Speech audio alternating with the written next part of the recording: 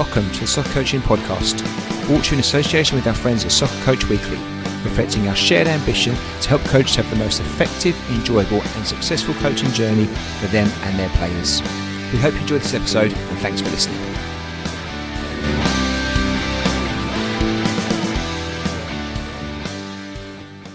Temi, welcome to the podcast. How are you? Great. Thank you so much, Scott. It's an absolute pleasure to be on the podcast, and honestly, great work that you're doing. Oh, thank you so much. So you're saying that now. Wait, now you might change your mind, but hopefully not. We were saying very briefly before we hit the record button, I feel like I know you already because I watch so much stuff that you put out on Twitter and the stuff that you share and things, and it's brilliant. Hence the reason we were keen to get you on the podcast. And like lots of guests, you were straight away, no problem at all, and giving up some of your time. So thank you so much. It's very much appreciated. Thank you. And it's a privilege, as I said, it's a privilege. But honestly, it's all ours. But how are things? Really good, thank you. Very good. As you said, online has been great. Just being able to share and add value to coaches, especially from the journey that I've had to date. And there's so much more to go, but I just wanted to do the best I could to add that value to coaches, whether at the start of the journey, whether those middle, those who are a bit more experienced, and I've had fantastic feedback, and it just really encourages me to do more. You did good. Well, we like that. We want more. So fantastic. Brilliant. Okay. Well, look, we got an hour or so to talk through a few things. I think part of our conversation today is going to be maximising coach delivery, so how we can be really good at what we do. To be honest with you, it was a very broad topic because with you, I could have picked anything. There's 1,001 things we could have chosen. So maybe I've been a bit unfair by making it too broad, but let's see. But that's kind of the general theme to it. But for those that don't know you or haven't seen the stuff you've been putting out there, do you mind just doing a bit of background to kind of your journey and what it is you currently do? Sure. Yep.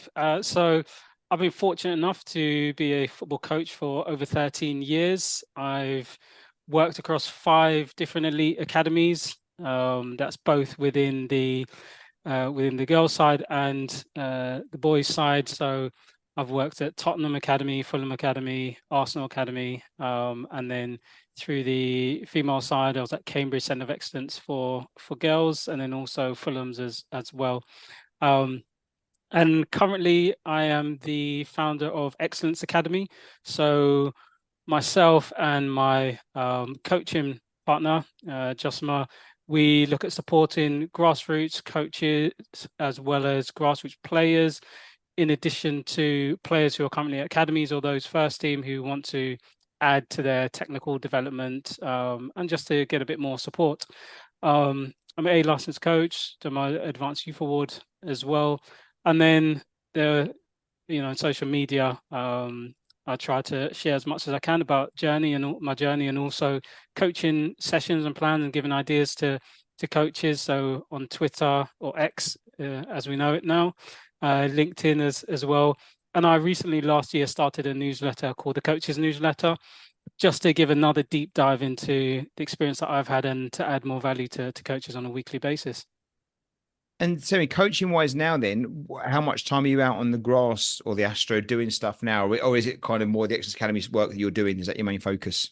Yeah, so the Extra Academy work, that's been my main focus. So I'm doing a lot more individualized stuff. So players who are on the cusp of, if you like, going first team, going into youth, going into the professional development phase, so the under 18s as well. So that's where I'm at the moment. And for those of us that don't often get a look peek behind the curtains at the professional academy world, and I don't name names or I don't want too much detail here. I appreciate you've got to be sensitive around these things. But obviously, you've had a background working at Arsenal, Spurs, Fulham, other places. Is there much difference at that level? Not the playing. I'm sure the players are fantastic, but in the way that the clubs go about things, is there a very different culture at one place compared to another, or a different approach to how you develop the players, or is it similar? Yeah, that's a really good question. At the heart of it, of course, the players at the center, but the way, and this is where the philosophy comes into play. The way how players are then supported from the footballing sense is obviously different across the different academies.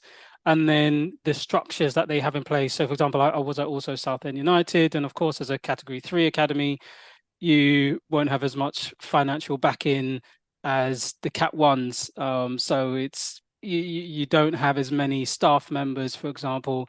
The facilities that you have, obviously, it's a stark contrast. But at the essence, obviously, player development is at the core. Fantastic. And do you have like a favored age group that you like to support when you're in the system, or is it like were the young ones better than the older ones, or Yeah. did you not really mind? Do you know, they've all taught me so much. Even from when I was a grassroots coach, I remember coaching three-year-olds. I had about 17 of them, and it was fantastic to see. Some of them are picking grass. I'm trying to manage the game.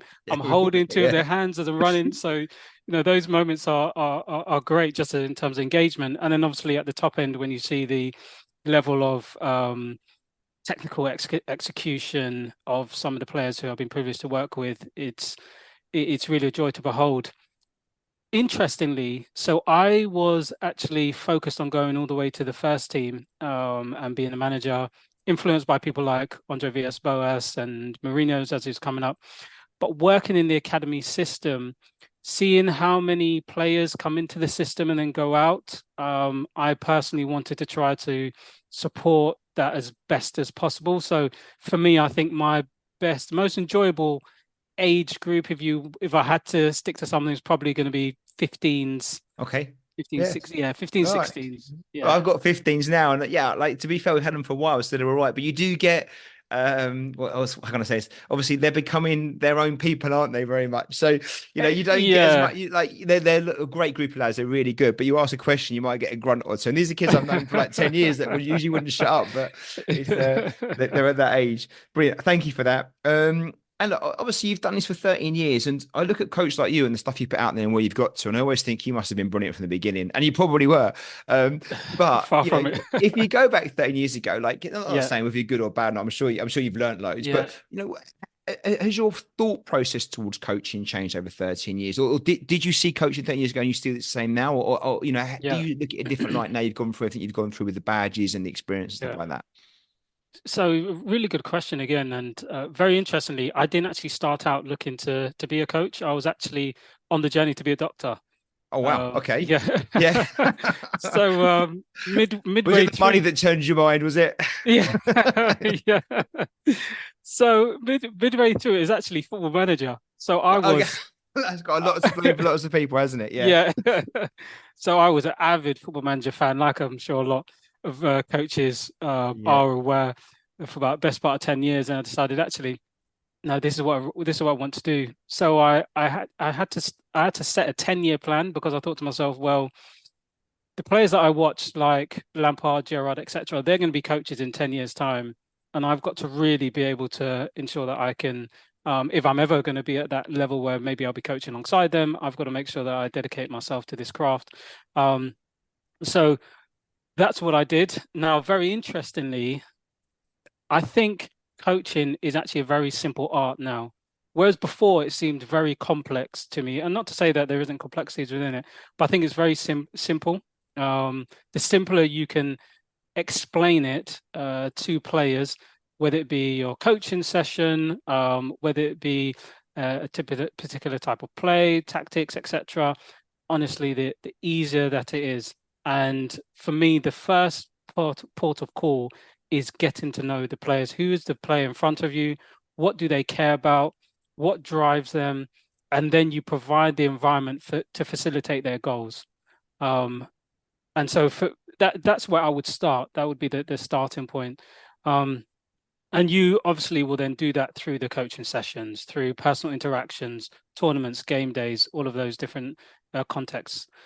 And then, whereas before I thought, okay, coaching, very practical, you put on the session, cones, bibs, etc.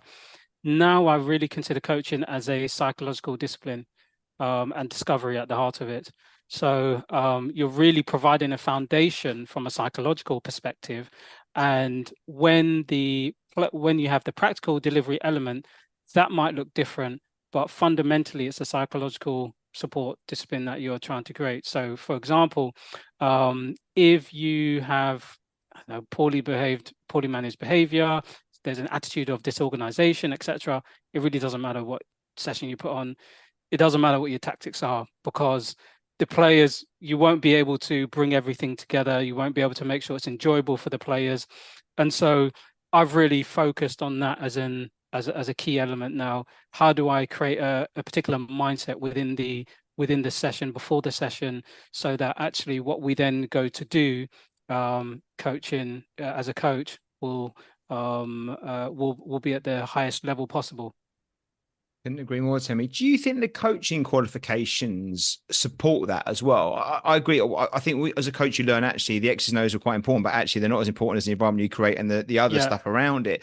And I never felt the youth awards were very good actually at trying some of that stuff, but I felt I've learned more of that through experience and just, making mistakes.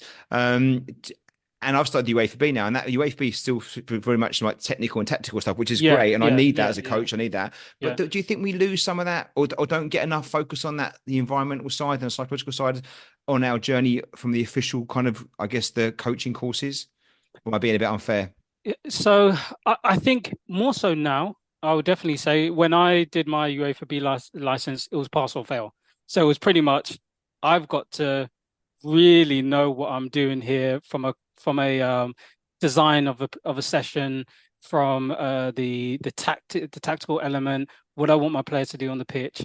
So the environment wasn't really discussed as it is now, with you see with the youth modules, and even with the B and A licenses now. And I did my A license in the a bit later, whereby you're focused on the context. So so when I had Ben Bartlett, for example, who was my tutor, he would look at the context, and then you'd be able to deliver from there.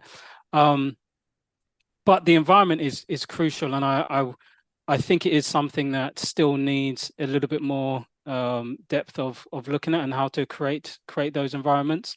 But then at the same time, I do appreciate that the context that coaches are working in, especially at grassroots, is sometimes very difficult to do that if you've literally just come from work and you're trying to get there in time, get the players together, do a session. You've got to come off before maybe the guys who've booked it for hockey are coming on.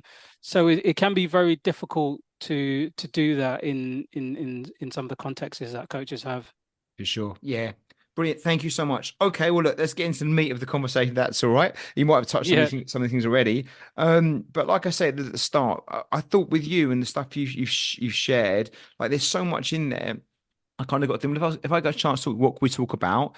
And I guess I landed on like, just how would you go your top tips really for maximizing coach delivery? If you were like, not telling coaches what they should and shouldn't do, but your top yeah. tips, so tell me top tips for like, actually if I'm coaching a group, these are things that I want to make sure I kind of got in that session that's really going to help them develop individually and collectively. And I appreciate that's a massively open question. And I'm probably saying, No, of but course. if you've got to, we could work through them. Maybe, I don't know if you've got anything you can think of that actually that's got to be in there and we can talk Yeah. about it.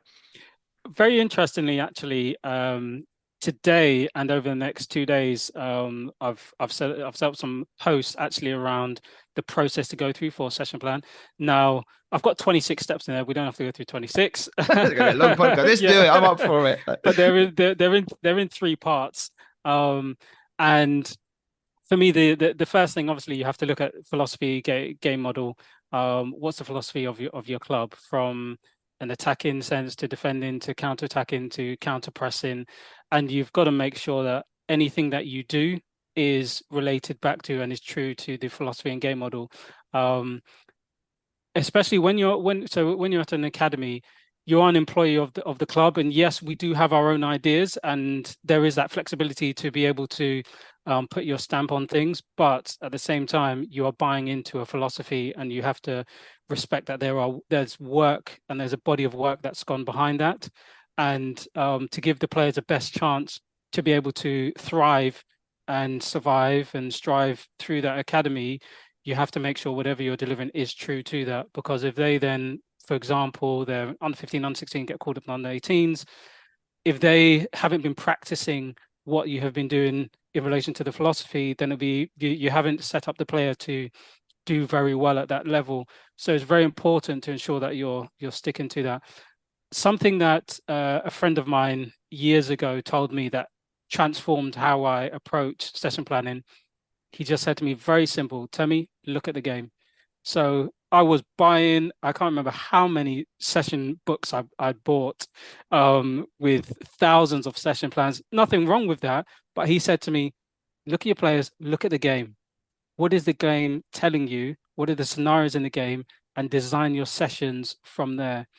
And since then, I've never bought another book at all. Again, there are so many fantastic books out there, but that's the way that I've then gone on my journey, and it seemed to have worked.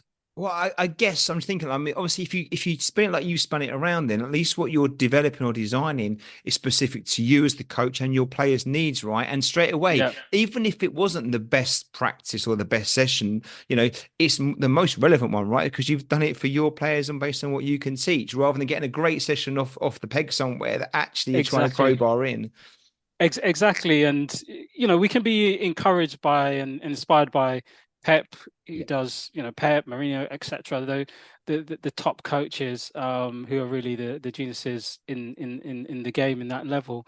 Um, but we don't know what they are looking at. We don't know why they've designed it in that specific way, and so it's difficult um, to be able to translate it at times to your context. So still take those sessions. Okay, yeah, I'll take bits of those sessions, but then I'll translate it to the context that I have. Yeah. And you want to make sure that you're encouraging the players and not demotivating them by giving them something that may be a bit too much of a stretch for them, Yeah. just because actually it's something that you've seen at a higher level. And then definitely planning with the end in mind. So you want to set your sessions and have minimal movement required of your sessions. So, for example, if you've designed a session and you have your warm up, you have your skill based practice or a technical practice, and then you're looking at an SSG after that, or 6v6, 7v7. Try to have minimal movement between. You want to try and keep the players engaged as much as possible. Yes, of course, they go and have breaks, or you stop sessions at times to give them specific information, but you want to minimize that disruption, because as the time goes by, what happens? Players start wanting to kick balls around, and there's nothing wrong with that. That's what they're there to do. But it means that you haven't really organized in a way that allows them to go from one to the other seamlessly.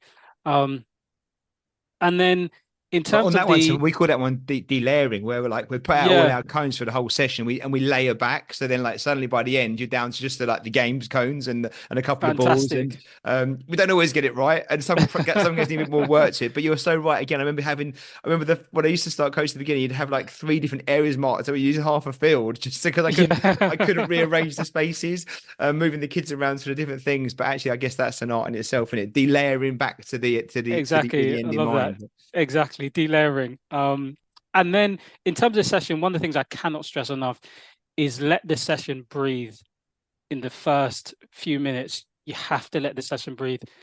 And what it gives you time to be able to understand, okay, if what I had in my mind and what I've written down and drawn out, does it look like what I had in mind?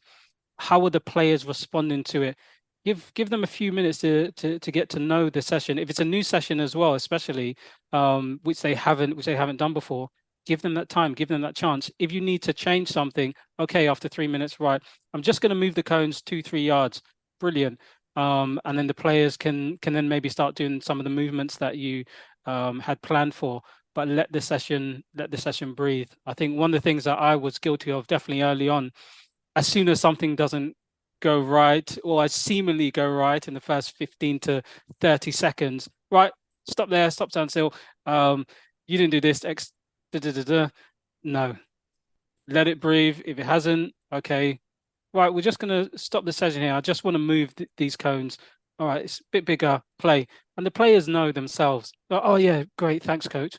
Yeah, you fixed it in a moment. Yeah. What about with regards to repeating sessions? I mean, do Yeah, you would you be are you happy repeating your sessions? Like, I'm not saying like for the next 20 weeks, but would you like go back yeah, and visit a session again to let players build on what they might have done last time or introduce new challenges? definitely. So, for example, at Arsenal, we used to do a 4v4 plus three. and that'll be a session every single start of the session.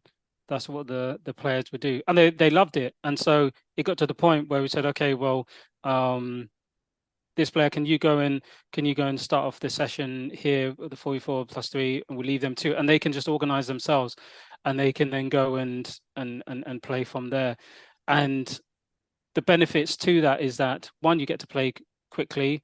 Players know what they're doing already and can organize themselves. Two, it does give you, just in case you do need a little bit more time to do something, it does give you that time. But then thirdly, you can build on that. You can start scaling up from there. And it's easy then, for example, if you then go from a 4v4+3 to potentially a 6v6+4, okay, the players have the understanding as to what's happened before. They have the foundational understanding to then scale up to that 6v6+4 in an easier with an easier transition than if they don't have the they don't have the repetition of it.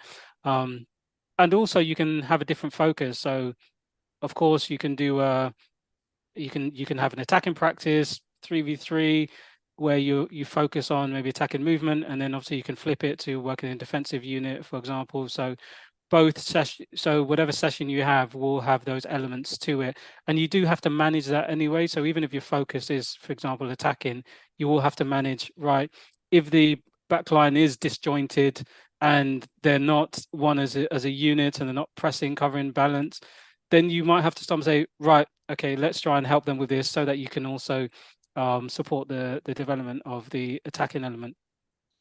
On your first point, Temi, around the philosophy and game model, Yeah. I don't want to cop out on this one, because I feel like it's an excuse, but I hope it's not an excuse. Like, I quite like the teams that I support to be very flexible and adaptable, and almost be able to kind of adjust the way they play compared to opposition. Obviously, in grassroots football, we don't get to know who we're playing against, really. The team's name, but they could change from you might play in 3 weeks ago, and they might have a whole new set of players in 3 weeks later.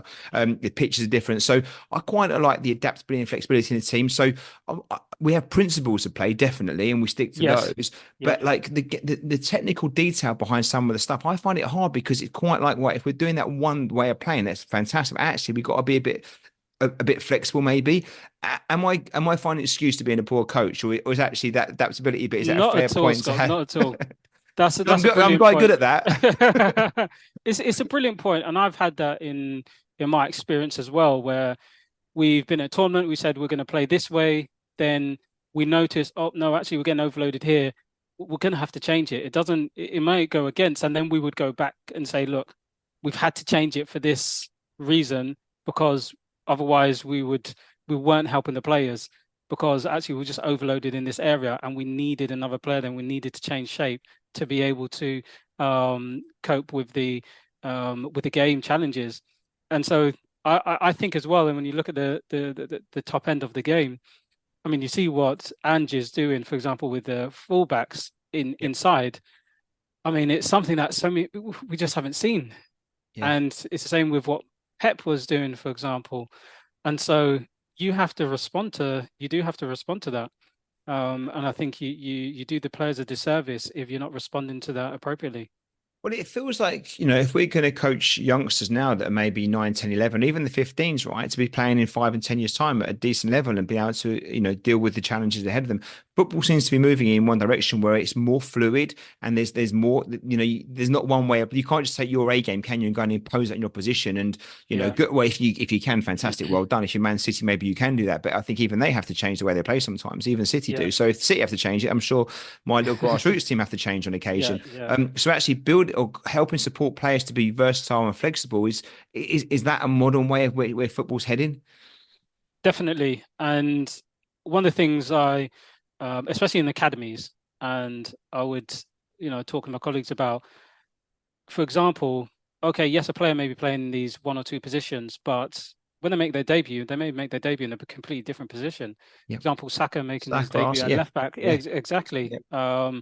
You have to have that flexibility to be able to survive at a certain level, and then be able to strive and thrive. And that's the model that how I like to think about it. There'll be times in academies where or even the grassroots club, where you're thriving. Then you go to the next challenge, and you may just have to survive. Okay, I don't know this position, I've got to learn it. Luke Shaw playing centre back. Okay, I've got to learn it right at the top level. I've got to learn how to play that position and play that position well. Trent, as we see him coming inside now, is number 4. I've got to learn how to navigate that position. And so I do think it's something that players, it's important coaches do for players, especially from a young age. I know there's a tendency to, okay, I want to win the game. This player is the quickest, so they've got to just stay up front. But you're not giving the player a versatility from a young age, and it's really important to do so for their development and their learning. So, Temi, could you talk us through? I don't know if this is possible or not, but like a Sure. typical Temi session. So, if you had like a grassroots team, an under 12s, 15s, whatever it might be, an hour and a half, I guess first, would you have a curriculum? Would you have like a blocks of things you would focus on?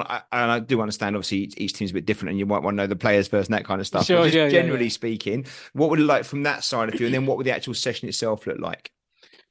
So, obviously, getting to know the players, is important. And I can probably go off of experience I've had with grassroots clubs who've asked me to come in. So, first and foremost, I would start off with some technical, individual stuff, and there'll be competitive elements to it. So it might be 1v1s in a with players pressing from behind or in front. There'll be some technical elements where they're unopposed, or they're doing ball juggling skills as well.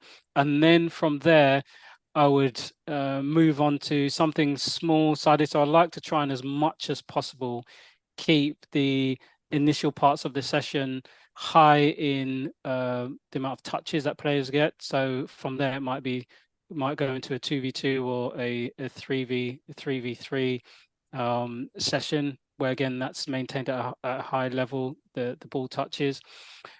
Potentially could have a carousel depending if how many coaches are there. So if, for example, if there's another coach or 2 coaches, I like the idea of having a carousel, just because it gives players, it keeps players' minds active. Okay, I've done this session now, 8 minutes. Okay, now I'm going into another session.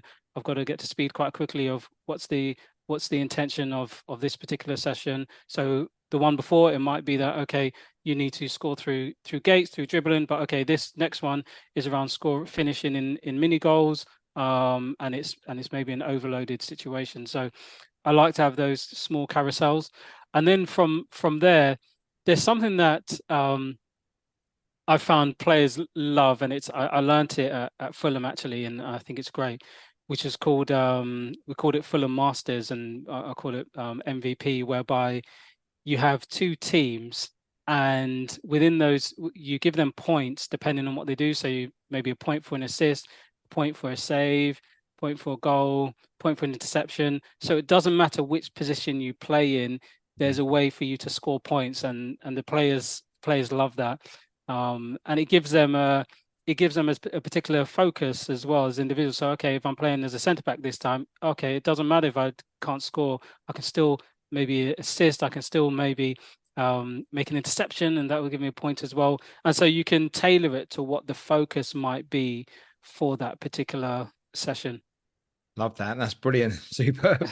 And what about kind of like the main practice, and when you got into your main practice, because obviously Yeah. you share a lot of stuff out there with regards to positional games, I think, and rondos and Yeah. that, and like, wide players. How would you structure the main part of your theme? Sure. So I think thereafter, and if we're looking at time slots, I'll probably spend roughly, I would say, 30 minutes on the main element. So if just say we're picking a topic, finishing or attacking play from wide areas, for example, and you've got to maybe have a 6v6. Really important to make sure that there's realistic distances. So whether it's realistic distance to be able to switch play out to the wide areas, there's a realistic distance within the wide area for combination plays such as overlaps, underlaps.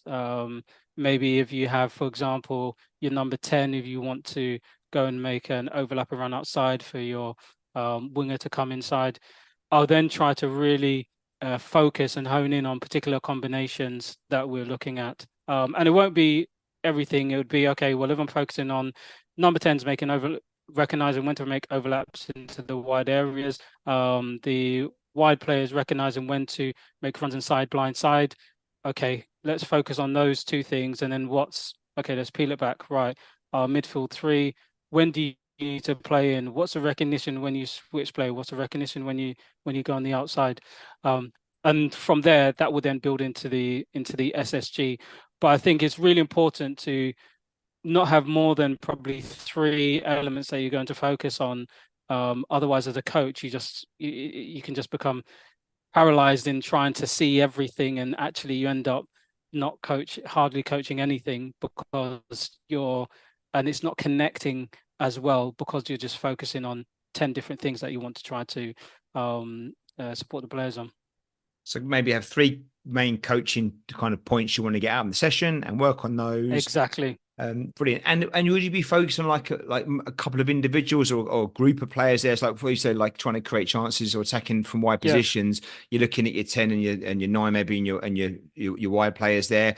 You're not ignoring the others, right? But they're your primary focus then in that situation. Yeah, they would be the primary focus, but first off, it would be the foundation of, okay, do we have height, width, and depth as an example? Because otherwise it'd be very difficult for us to, if a wide player is just staying inside, if the number 10s maybe they're starting to drop deep to try and receive the ball, it's a bit disjointed and we're not able to get the fluidity of the movement. So it's making the other players understand that your movement, right at the start, your movement is crucial and your initial positioning is crucial to enable these things to happen. So straight away, even though the focus might be, okay, yes, we want to maximize our attacking in wide areas, you need to understand how your positioning and your decision making is crucial to enable us to do that. And I think doing that straight off the bat will then facilitate for the session going forwards. If you don't do that, I do think it leaves you with a challenge going forwards, and you're just trying to manage the session okay, we've got that outcome, but actually the outcome maybe didn't come till 20 minutes down the line when if you did that foundation work early, then maybe you would have seen it a bit earlier. Absolutely. And then into a small sided game, would that be kind of just almost like a normal match, like unopposed, equal size, fully directional? Would you tend to finish off in almost a most realistic game as you can get, or would you still have maybe constraints in there or neutral players or something, or would you be quite strict about making it as most game realistic as you possibly can? Yeah, I think as game realistic as possible. Players, although the constraints, which are great for a period of time, players ultimately just want to be free and just play. So as much as possible, I might, for example, for one, if I've got 30 minutes, I might say, okay, this first 10 minutes, we'll give 2 goals for scoring from wide areas, and we'll have some zones there. It might be split into thirds. It might be there's a small area near the corner, for example. Or it might be, okay, if your wide player manages to finish within the 18-yard area, for example, first time, then we'll give 2 goals, etc. But then after that, definitely take off the constraints and see, because ultimately, when it comes to the game, there won't be any constraints. Yeah, absolutely. Brilliant. Fantastic. Thank you so much for that. That's awesome. Are there any things that you think as coaches we can sometimes get wrong, or some red flags we might want to try and avoid in our sessions? So this was actually a really interesting question, because obviously every context is different, but there's one thing that I would definitely say a coach should try to, as much as possible, avoid, is the first point they make on a session being a point to say, oh, stop doing this, or you haven't done this well. Your first point is try to make it a point of praise. Highlight what is going well. Because if you highlight that early, then those players who have been highlighted will want to do it again very quickly. The players who haven't been highlighted will want to be highlighted for doing it. Yeah. So you're more likely to get the outcomes that you're looking for, because you've started on that footing. So really important. Try and start very, very early on a point of praise. And then in terms of stopping sessions, again, there's something I been guilty of for many years. Stop, stand still, and that's the way that I'd been taught. Stop, stand initially, stop, stand still, freeze. But it's the moments when you are pausing the sessions. So, for example, you don't want to stop the session just before a goal is going to be scored. What do the players do is before, they they're frustrated. Exactly. Yeah. And then what happens? You then, it's less likely they're going to listen to the information you're going to give. Yeah. Of course, the defending team are happy because they've not conceded. Yeah. But the players who haven't scored, they're I was just about to score. So it's really important to recognize when you're going to stop the session.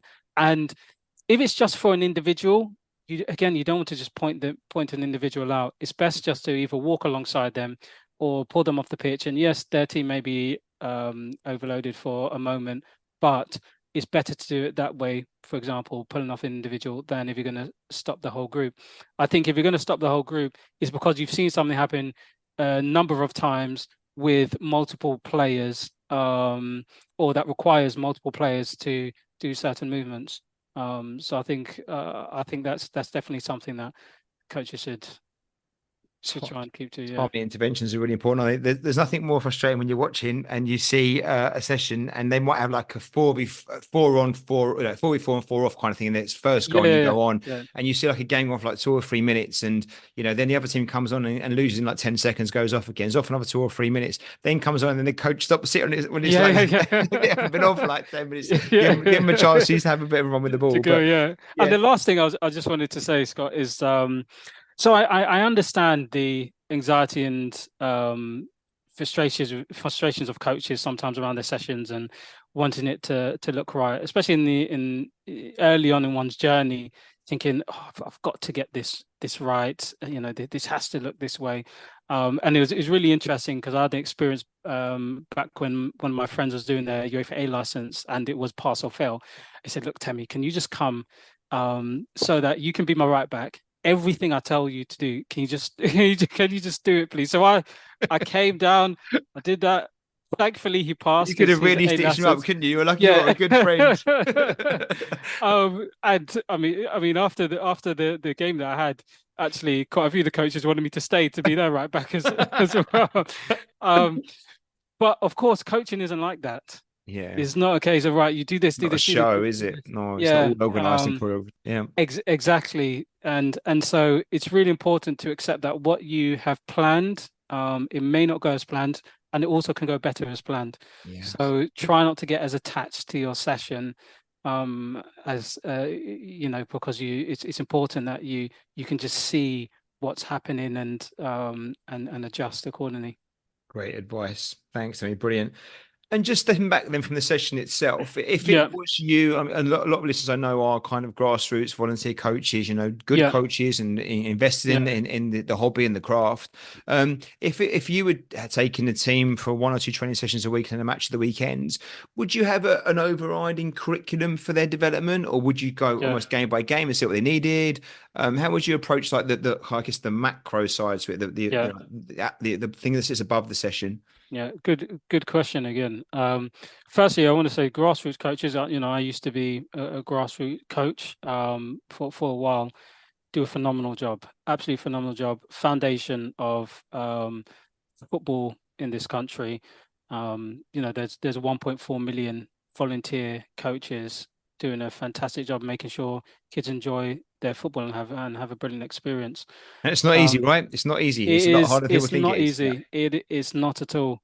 And going on your point, your question, definitely I would have a curriculum. So I worked with a grassroots team last year, myself and my business partner. We worked with a grassroots team, and the first thing that we did was look at their vision, look at their training syllabus, and look at their philosophy. And within that training syllabus, we talk about curriculum, we had macro and micro cycles for them to focus on, because otherwise what can happen is that you just respond to the game every single week and there's no continuity for the players. If you conceded 3 goals from a from a corner, then you're focused on defending from corners, and then next week you concede goals from through the central areas, then you're focusing on defending central areas. There's no continuity for the players, and you need to be able to support them with through their development by having a continuous curriculum. And if your aim is to also support players to go to the next level, when they go into academies, there's a curriculum. And so you're setting them up for also being in an environment where there will be a curriculum which they will have to, which they'll experience, and you want to make sure that they have the foundations for that. Awesome. Thank you so much. Okay. Question now. This is going a little bit off piece to a little bit, I guess, off No, go topic. for it.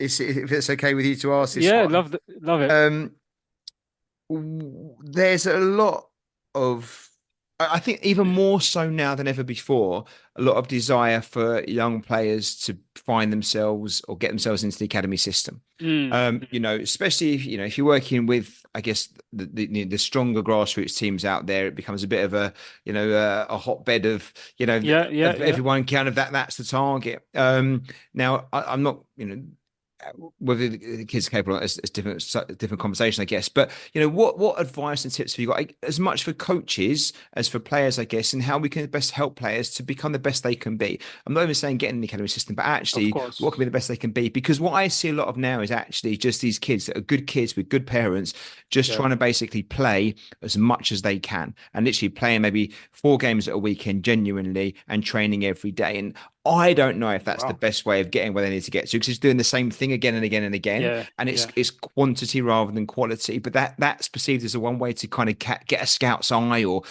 get in the Yeah. right thing and stuff. And I'm just thinking, do we need to dial down a little bit and think actually, what's the best way to develop our players so they can become the best they can be?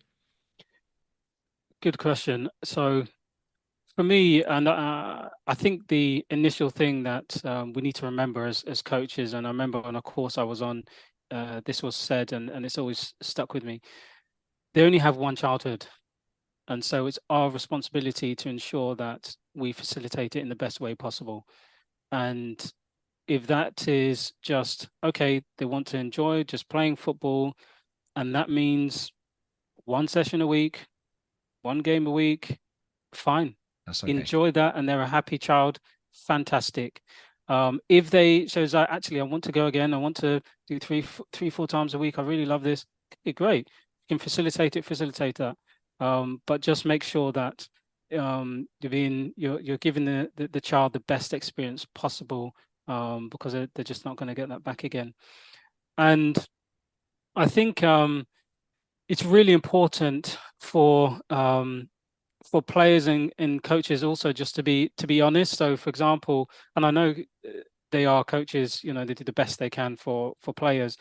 For example, when we've had camps where we've had grassroots players playing alongside academy players, one of the things we tell them is, do you know the statistic of how many individuals make it to be professional football players? And they're like, oh, 2%, 1%, etc. And I always give them this analogy. If you went to Wembley Stadium, there's 80,000, how many do you think will make it? 100, 200, etc. The statistics are eight. Eight will make it out of 80,000. Now, it's not to scare you or anything like that, but I think it's important that you know early on, okay, this is how Reality. many do make it. So then if I want to choose to still follow that path, okay, this is what I have to do to be able to give myself the best chance. Yeah, just that reality. Yeah, I think it's really important, because even when players get into the academies, about 90% still won't make it. Yeah. And you've obviously lots of top young players. Is there some common themes you see in those players? I mean, is it just the Yeah, fact? I mean, the perception here is you just got to play lots and lots and lots. And I'm not, don't get me yeah, wrong, I'm all for grafting. Whatever you want to get good at, you got yeah, to put the hours. I'm not saying that's not the case, but there's surely is a point where it becomes more, counterproductive to be playing too much. Where actually, if you've got to perform, if you've got to put that many hours into that certain level of performance, maybe you'll just need to be a bit patient and you'll get there maybe eventually, but that's not the way of going about it. Or is it just like just throw the hours at it and that's your best chance? Or is it quality of training and being in the right environments yeah. that's a better trade-off than just the hours? So really interesting over the last few years, something that I've recognized, and I'm sure a lot of people have, or a lot of coaches have, is the amount of additional sessions that even academy players are doing, Absolutely. even on top of what they're already doing at the academy. So additional one-to-one sessions, playing with other academy players in camps, training sessions. I think sometimes players are maybe only getting 2 to 4 weeks off in a year now, Yeah. even at that young age. Um, Now it's hard to say, okay, well, yeah, you should completely stop it, especially if the player's enjoying it and they're doing very well. But at the same point, it can have the opposite effect that they do all this and think, how come I haven't got to this point yet? Because I'm doing all of this, etc. So when you talk about the quality is crucial, as well, because you can train, but you can train the wrong thing, you can Yeah. be taught the wrong thing, and then you have to unlearn that. But there's only a limited period of time, so it's really important, and that's one of the things that I always encourage grassroots players is get to try and be around players who are academy players. So if there are camps where you can go to it, so you can understand the level of technical excellence that they do have, Yeah. and that can encourage you. And I've been privileged to see grassroots players, so after 3 years, 4 years, end up going and playing in academies and getting to where they want to get to, Yeah. because of that. Yeah. So I think it's important to do that. But in terms of minutes, especially if you're injured, don't Going forward. don't yeah, because if you have a continued overuse injury from a young age, it can be very difficult then when you go when you as you get older. Well, look, that's the other point there, I guess. And again, this is a completely unfair question. I'm not, you're not answering this as an expert by any stretch because Yeah. you're not a doctor. So you two chose a different Yeah. path, but you could have been. But I worry slightly that these kids, I mean, they're under 12s, they play a lot of football and it's all high Mm, intensity. I mean, it's good. Like, it's yeah. good. But there's a saying going around now that you may have heard it yourself, no days off. And I don't like that. To me, it's a bit worrying because you've Yeah. got 12-year-olds playing not just football. We played football as kids like every night, but we Yeah. weren't not Yeah. like Yeah. this, not like how these kids are playing. It's 100 miles an Yeah. hour. They've all got a ball each, the high ball rolling time, often on 3G where it's a little bit more unforgiving than maybe grass Yes. can be. Yeah. Yeah. Are we set it? And again, I'm not, this isn't, I don't need to ask this in a way that's kind of a statement because I'm sure we don't know, but there's the potential, isn't there, that we could have some longer term negative outcomes from this physically and emotionally by playing so much concentrated, high level, high intensity football at such a young age. And I think this is the first generation to do this. In the academy system, maybe they've done it for a little bit longer because they're ahead of the game. But again, Yeah. it's managed, like you say, in the academies, they'll manage their workloads. What they do outside, you can't always manage. But in Yeah. grassroots football, we've got kids playing for 3 or 4 different grassroots clubs, or teams, training Yeah. most nights of the week, where it isn't necessarily managed. And then they're training really hard. I wonder if that will impact in 10 years' time on knees and ligaments and joints, as well as obviously the emotional side of the game. I completely agree, and I think it's if you're doing that, I think the coaches themselves need to say, okay, no, you don't come. That's one of the things. For example, players who I have come to me, I said, look, did you have a game yesterday? Do you have a game tomorrow? When are you going to have a game? Otherwise, no, you're not going to do the session, or we will alter the session because I don't want to give you can't come to me and then get an injury, because I've then not done my job. Because the most important thing that you need to do is the safeguarding the players to make sure that from a mental and a physical perspective, they have what they need. So Yeah. if there are players who are every day, no days off, I don't agree with that. Yeah. And the consequences might not be today, right? At 12, we can keep going, can't we? But, it might be when you're 22, 23, suddenly you pay the price for what you did when you were a bit younger because we just don't Exactly. know, do we? And it's almost like we're a victim of our own success because I look, the coaching is good. I mean, it's better than the old days when we're standing around one ball between us and passing back and Yeah, forth, not yeah, doing anything. We fixed that issue, but are we potentially creating another one down the road? But it's an unfair question because you're not a doctor, you're a quality football coach. So let's get back on topic. I'm interested to know, given your journey so far and yeah, obviously the world you're in and what you're doing obviously with the Excellence Academy, how do you see potentially football evolving for our younger players, like the yeah. YDP phase kind of thing, over the next maybe 5 to 10 years? Are where we are where we're going to stay, or do you see things on the horizon that may change what we're going to be doing with Yeah. these kids? One thing I can definitely say, and I've heard it from coaches and even ex-players, that the technical ability of players now is definitely increased on average. So I think that will continue to be the case, especially with the fact of having specialist coaches outside and even specialist coaches coming inside into academies to help really continue to refine those details. So that I think that's definitely going to be the case within grassroots as well. You're seeing how grassroots clubs are having VO cameras, for example, using player maker on boots. So the advent of tech within football, yes, we might be behind some of the other sports, but I think that's only going to keep increasing within our game.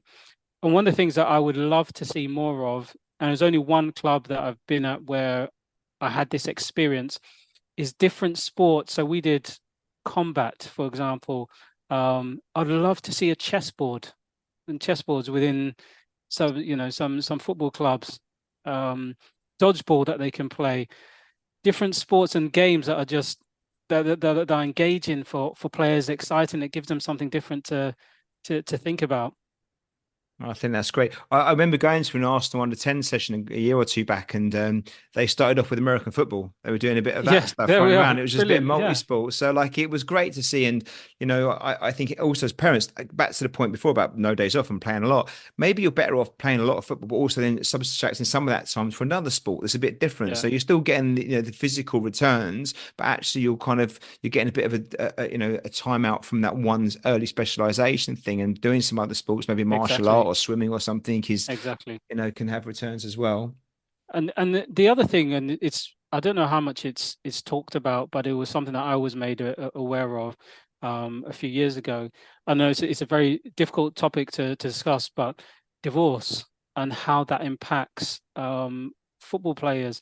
So I think on what I was made aware of, especially around that age 10 to 12 to 13 years of age, that's where they've seen a higher percentage of divorce happening, and that's obviously an important transition for young people in general, Mm. going from primary school into Secondary secondary school. school and And it's adolescence. how you can manage that as a coach. Obviously, there is there'll be the psych team who can support if you're afforded that opportunity within a club who has the level of finances to do so. But it's important to recognize that, because that will have a massive impact on the young person. Well, I think you said from the very beginning, one of the most important things you learned on your journey was about knowing your players, isn't it? And Yeah, knowing that background. It's not about prying or having to like know every detail, but actually just being aware of the external factors that might impact on them. If they yeah, come late to training or they're a bit grumpy one day, let's not give them a hard, just know a bit more before you jump to conclusions, right? Just the impact. exactly. Yeah. Success might be a player they might be late, 30 minutes late, but actually they're traveling They've an come hour, an hour hour and a and a half. half, and Yeah. actually that success getting them getting there at that time. Yeah, it's a win itself. Brilliant. Yeah, Well, Temi, thanks so much. Look, I think besides the getting to know your players bit, which was obviously a great bit of advice, the idea of making sure you know your philosophy and your game model, making sure you play it, you plan with the end in mind, letting the session breathe. I love that, and I particularly love the MVP game where you kind of allocate points for stuff. So players love it. yeah, I honestly, I like, I'm because that's the one of me kind of games that is like we Yeah, do yeah, things. I've yeah, never done it that way before, so I love that one. It's brilliant. Before we talk a bit about you and what you're going to do next, and yeah. where your future plans lie, just one more question. That's okay. We ask all our guests Sure. this question. You may have covered it, so feel free to repeat if you need Yeah. to. But if it's something different, is your chance to speak. If there was one thing you could change, just one about the world of coaching and football, what might that be? I Always have a tough one. two, if you don't. Oh, go on then. I always say, one, but Yeah. of course you can have two. Yeah, you've earned two, definitely. So the first one is sessions in a different language. I'd love to see more session in a different language. Why? Because one, as a player, if you're actually going to go to that top level, you will play with players who speak different languages, or if you want to travel abroad. Two, it's a life skill. It's a life skill for anyone. So I'd love to see that. The second thing, On that one, just quickly, well, I yeah. struggle with doing in English. So, like, I will embrace the challenge, but I've got to get past the English one first. But Yeah. like, we don't often get one that no one's ever said before. So that's definitely a first, but I could totally understand that would be fantastic. So thank you for that one. But go and have your No second one worries. as well. Second one, very quickly, are the financial structures for coaches. Now, um, I was privileged to be at a club whereby they increased your pay depending on as you got more badges, but also the amount of years that you were there. And I know that there are other Places whereby coaches may just be on the same wage going 10 years, 20 years. And it's important, they need to have 3, 4 jobs to sustain themselves. So I think it's important that the remuneration structure is looked at, because I know also of individuals who are doing fantastically in terms of grassroots, and they're still able to work with academy players. And academies have asked them, "Oh, can you come in?" Said no, because I'm getting paid more doing what I'm doing individually than if I was to come into your academy. So there is a challenge that you may not get I don't say the best coaches in the academies, but those who You might miss out on other coaches that could have like, been there. yeah, Yeah. exactly. Yeah, it's funny because I know quite a few coaches that were in the academy system that have actually moved away now to do one-to-one sessions or anything, because they can work their own hours, they can earn more money, and they've got their own Exactly. families now. It's not that they didn't love it; they loved it before, but it's a hard job, right? It's evenings and weekends. If you've got a young family and stuff, it's hard to to put the Yeah, money. If you can earn the same money or more, kind of having some more flexible hours. exactly. Yeah. Oh, brilliant. So, thank you so much. You've been an absolute star to me. Really appreciate It's that. been a Look, now pleasure. a bit about you, kind of. So what's your plans for the next couple of years? I know you've got Yeah, a young one now as well. That's going to certainly take up more time. But how's things looking for you in the next 2 to 5 years? Brilliant. So, firstly, it's continue to add more value to coaches. I realized that I've been in a privileged position on the journey that I've gone on, and there's a lot of coaches who just need support, insight, and I'm going to continue to do that over social media, through my newsletter. I want to continue to grow that and add value to coaches that way as well.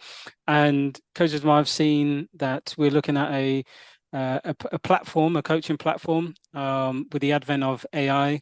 We're looking at how we can really give coaches what they need through utilizing AI. I can't talk too much more about it, Scott, but Well, it's the something that we're podcast working on door's in the always open background. when you're ready to make a formal announcement around that world. Yeah. So yeah, um, it's funny because AI obviously is creeping up everywhere, and you kind of Yeah. sometimes think, well, how's it going to get in there? But it does find a way of getting there. And I think the people that embrace it Yeah. earlier and make the most of it, are the ones that are going to, have the successes of it being around. So it's Yes. exciting to hear there's something on your radar. And when you can share more, please do. I will do so. I will do so. If people want to find out more about you, the Yep. work you're doing, everything else, what's the best way of maybe can they reach out to you? I mean, you were kind enough to respond back to us pretty quickly, but is that something that's open to everyone? And if so, how can they go about it? Yes, of course. So on they can follow me on X, at become_excel. Can either sometimes drop me a message on some of the posts I do, or they can DM me. LinkedIn, you can message me as well, Temisan Williams, and I'll respond to you by message. And then the coaches newsletter, so can subscribe to the coaches newsletter as well, and give me your thoughts.